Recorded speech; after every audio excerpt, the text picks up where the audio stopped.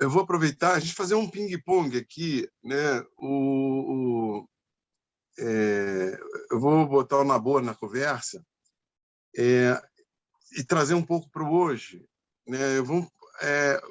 Nabor, você tem uma história muito peculiar, né? Na imprensa. Você resgatou um jornal de 1915, que é o Menelik. Você tratou de dialogar com o que chama da imprensa negra paulista. E eu queria saber de você, de como é que você entrou nessa história e por que o Menelik é tão importante. Por exemplo, você deu start para a sua vida como um jornalista independente, mas realizando, né, mexendo com estética, mexendo com conteúdos, fazendo releituras. Então, eu queria saber o porquê do Menelik, segundo ato, e essa relação que você tem com o contemporâneo. Bom, Luiz, eu primeiro gostaria de agradecer o convite. É sempre um prazer poder estar na sua companhia, do Oswaldo Faustino, que são colegas que a vida me proporcionou. Enfim, a história da revista Menelik, ela está muito baseada no interesse por esse contexto histórico da própria imprensa que o Faustino apresenta, com a chegada da família real em 1808, né? com o início da publicação da Gazeta do Rio de Janeiro, né? Depois, se eu não me engano, é em 1821 que a censura aos demais veículos acaba e que os jornais podem surgir no Brasil de uma maneira mais independente. Daí temos aí em 1833 o Mulato ou o Homem de Cor.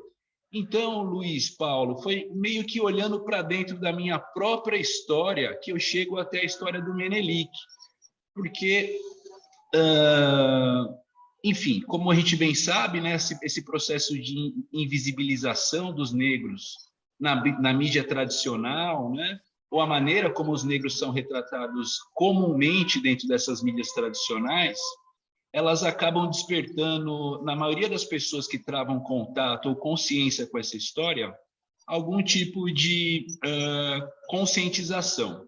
E no meu caso, enquanto jornalista, essa conscientização, ela se direcionou no sentido de dar continuidade a uma história já naquela ocasião já era secular, né, já de mais de um século, e buscando, então, uma compreensão mesmo do que foi feito ao longo desses anos em questão de jornalismo negro no Brasil e, obviamente, nesse século XXI, com as minhas referências, que não deixam de ser as referências que outras pessoas negras no Brasil têm, que são as pessoas negras no Brasil que, de alguma maneira ou de outra, conseguiram, a partir do seu trabalho, um destaque, seja no campo da música, da literatura, da poesia, do cinema, do teatro, enfim, da dramaturgia de maneira geral. Então, a partir desse interesse, Luiz Paulo, e sabendo da história do jornal Menelik, veio esse interesse, né? Esse start de contribuir ali com o tijolinho, né? Agora no século XXI, para dignidade, para uma história digna da população negra, mas apresentando essa dignidade a partir da sua contribuição no campo das artes. Então, existe um interesse da revista Menelik Segundo Ato em contextualizar e apresentar atores negros que tiveram trabalhos significativos dentro da nossa sociedade, né? Obviamente também que, enquanto um veículo de comunicação novo, se faz necessário olhar também para as novas produções. Então, na medida do possível, a revista Menelik Segundo Ato, junto também com essa virada de mesa que ocorreu no final do século XX, com o início do século XXI, com um número maior de pessoas negras dentro das universidades, né? Ou seja, se beneficiando, então, de uma luta do próprio movimento negro, né? em torno dessa educação formal para os negros dentro das universidades brasileiras, a revista O Menelik Segundo Ato, ela se beneficia dessas cabeças enquanto pessoas que são colaboradoras, que num primeiro momento estavam ali dentro da academia, mas a revista O Menelik Segundo Ato proporciona que elas façam esse contato para fora desses muros. Então, é mais ou menos essa a história da revista, e eu a vejo como uma colaboração, uma contribuição, né? Mais um tijolinho nessa construção histórica nossa, por uma sociedade que nos enxergue com as nossas capacidades, com as nossas competências, né? E não somente as partes ruins que elas